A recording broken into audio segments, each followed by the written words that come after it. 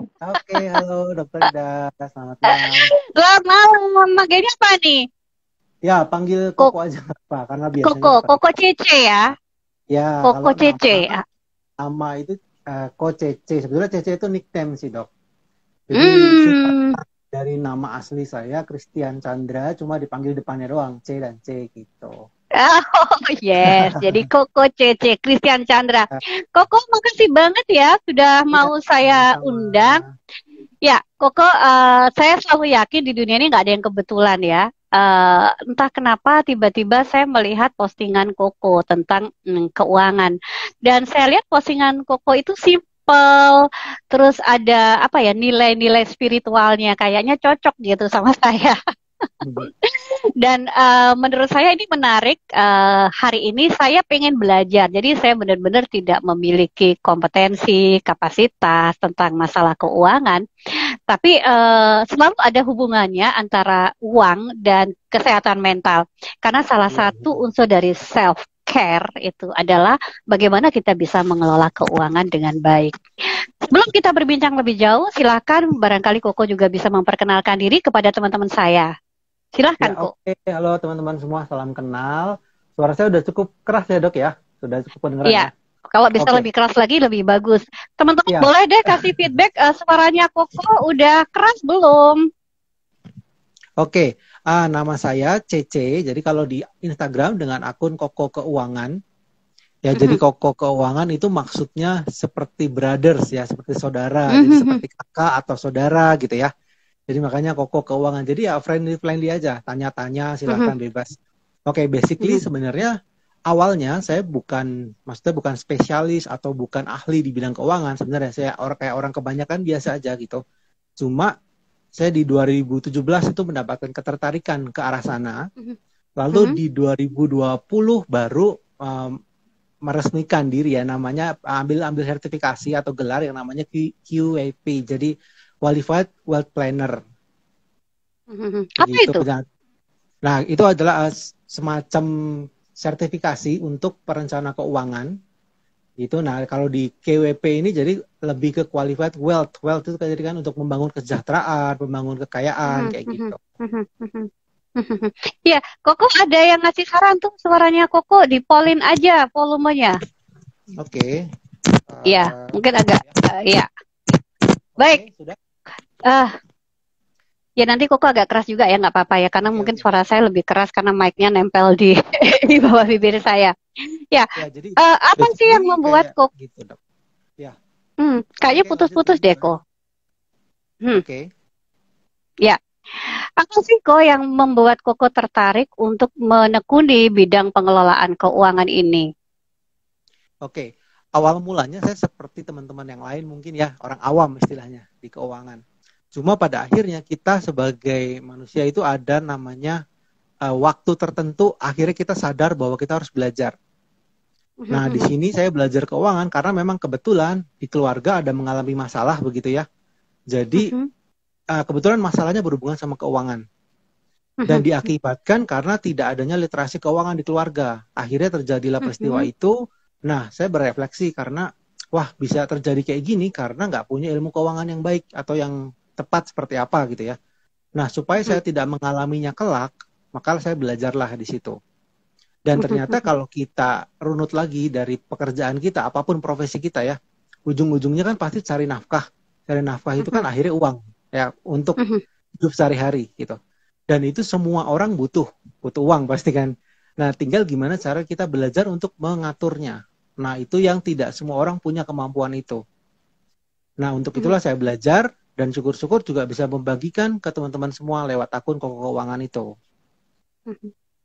Ya, Gitu, menarik Dok. nih Koko ya. Justru Koko dari kondisi ada situasi yang terkait dengan keuangan dan Koko nggak ingin ini terjadi pada Koko dan juga bisa berbagi manfaat buat orang lain.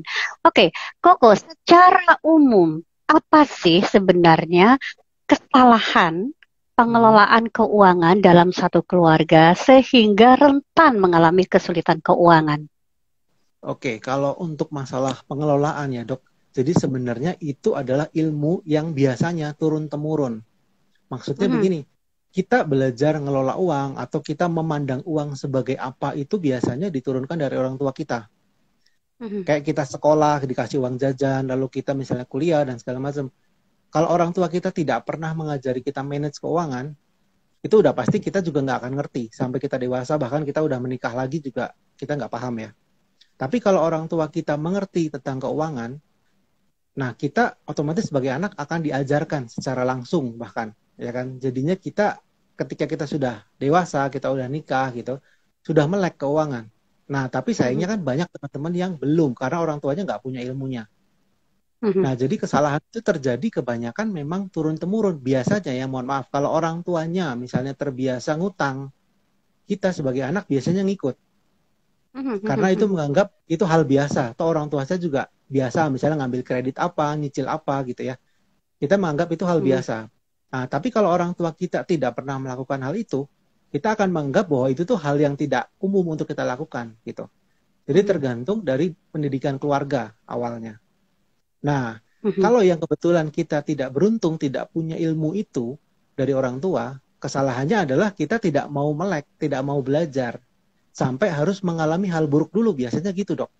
Jadi entah itu kita dengar-dengar ya kan, biasanya kalau di media sosial, sekarang pasti ada banyak, kayak di TikTok, FYP, atau di Instagram, banyak Reels gitu ya, orang bahas tentang investasi, mau ikutan investasi, tapi nggak punya ilmu.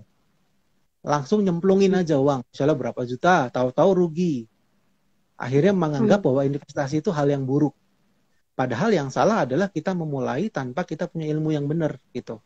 Nah, kesalahan yang paling sering terjadi seperti itu, dok. Jadi kita tuh keburu-buru pengen cuan, pengen kaya gitu ya, pengen cepat kaya, tanpa mau belajar prosesnya. Padahal prosesnya itu lama banget, dok. Dan itu nggak bisa hanya 1 bulan, 2 bulan gitu. Kita butuh mengalami hal-hal kerugian, kita butuh juga misalnya ngutang nggak bisa bayar atau dikejar-kejar debt collector gitu ya, baru kita mau sadar biasanya. Nah, kesalahan yang sering terjadi seperti itu. Kalau nggak ada hal buruk, kita nggak mau belajar gitu. Tapi kalau kita mengalami itu, baru kita mau belajar. Jadi malah terlambat yang sering terjadi. Hutang udah numpuk puluhan juta atau ratusan juta, baru mau belajar. Sedangkan baru nyadar ya. Ya, kemampuan tidak ada. Itu dok yang sering terjadi di keluarga Indonesia ya. Ya, menarik nih ketika kita bicara tentang budaya berhutang untuk mendapatkan sesuatu ya, kok. Mungkin sebelum saya bicara hutang, saya ingin dapat gambaran sekilas. Penghasilan itu, kalau itu ada 100% penghasilan, secara sederhana, bagaimana sih cara kita membagi penghasilan itu, misalnya untuk nabung, untuk investasi, untuk keseharian, ya. Ini pertanyaan emak-emak ya. Karena kalau saya lihat di postingan Koko itu sebenarnya masalah pengelolaan keuangan itu bukan soal berapa besar atau kecilnya uang yang kita miliki, tetapi bagaimana kita bisa memanage keuangan itu sehingga kita juga benar-benar bisa menikmati ya. Karena ada istilah yang kita sebut hedonic treadmill. Jadi bagaimana misalnya pada saat uang kita sedikit, kita rasanya kurang, kebutuhan banyak, tapi begitu uang kita banyak, ternyata sama saja gitu. Ada kebutuhan-kebutuhan yang lebih besar dan rasanya nggak ada bedanya sih, uang sedikit sama uang banyak, tetap bebannya itu berat gitu.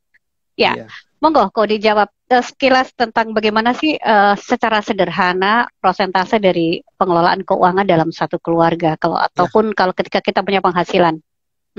Ya, oke, makasih dok. Itu namanya adalah budgeting. Jadi kita membagi-bagi uang kita yang 100% itu menjadi pos-pos tertentu ke pengeluaran. Kita mau pengeluaran kita tuh apa aja gitu. Jadi yang paling utama harus kita lakukan, kita harus sadari dulu kita tuh pengeluaran sehari-hari apa aja. Walaupun selama ini mungkin kesannya uang habis terus segala macam ya. Nah, mulai hari ini coba dicatat minimal 1 bulan ke depan tuh. Biasanya kalau budgeting itu bulanan ya supaya kelihatan. Karena kebutuhan kita, penghasilan kita biasanya bulanan juga. Nah, itu dicatat pengeluarannya kemana saja. Nah, nanti di bulan kedua kan akan kelihatan, oh ternyata saya untuk makan sekian, saya untuk transport sekian, untuk jalan-jalan sekian, dan segala macam. Jadi kita petakan dulu aja semua. Nah, setelah petanya itu kelihatan, kita akan tahu paling boros itu di mana gitu. Kalau misalnya, anggaplah penghasilan kita 10 juta, biar gampang bagi ya. 10 juta, lalu ternyata kita untuk makan 5 juta sendiri misalnya. Berarti kan itu kalau di persentase 50%. Nah, sekarang setelah kita tahu persentase itu, barulah kita belajar ilmu budgeting. Nah, kalau di ilmu budgeting begini, Dok. Jadi ada namanya piramida keuangan. Jadi semacam prioritas ya. Apa sih yang harus kita dahulukan dari pengeluaran kita sehari-harinya gitu. Jadi yang paling pertama itu memang betul kebutuhan, pasti. Ya, kebutuhan. Pokok ya.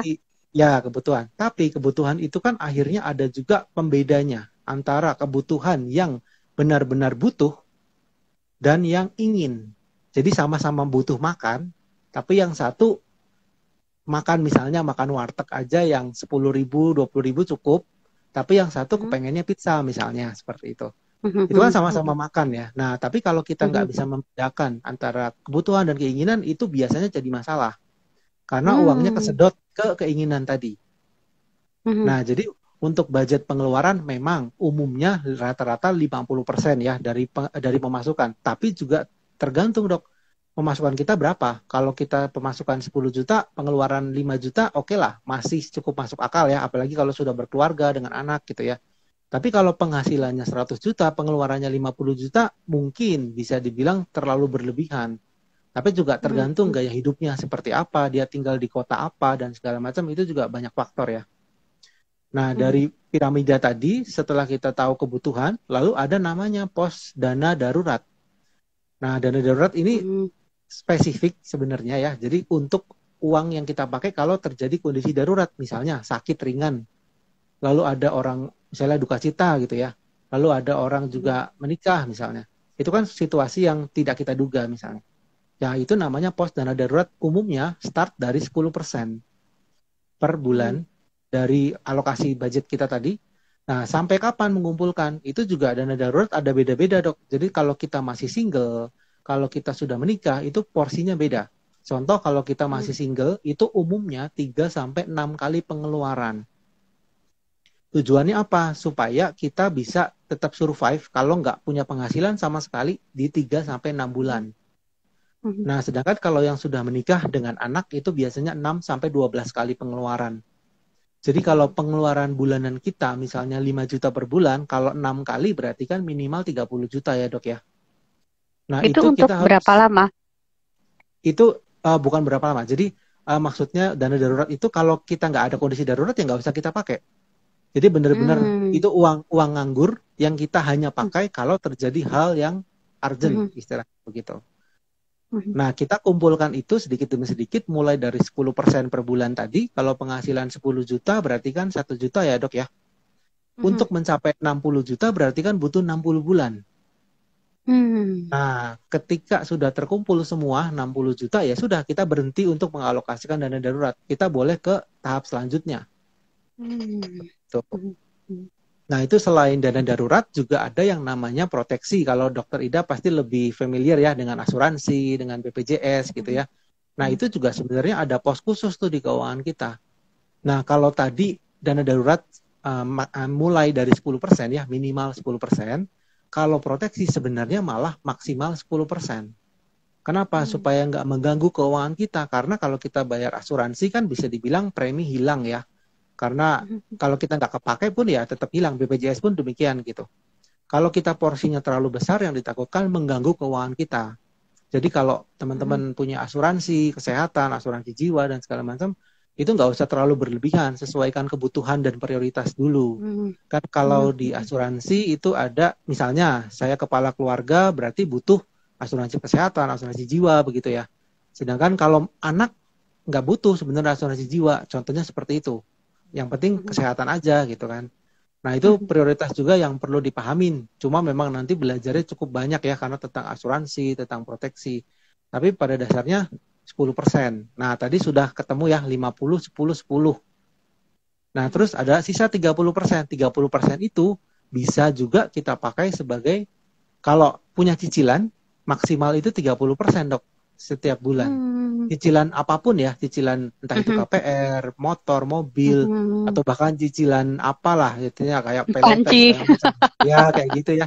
Itu maksimal 30% dari keuangan dari penghasilan kita tiap bulan. Tapi kalau syukur-syukur nggak punya cicilan, nah 30% bisa nih mulai kita tabungkan ke yang namanya investasi untuk mencapai tujuan keuangan gitu. Kenapa kita harus investasi? Pada dasarnya untuk melawan inflasi, Dok. Namanya inflasi zaman sekarang ya, harga-harga naik semua. Kalau Mama pasti lebih tahu nih.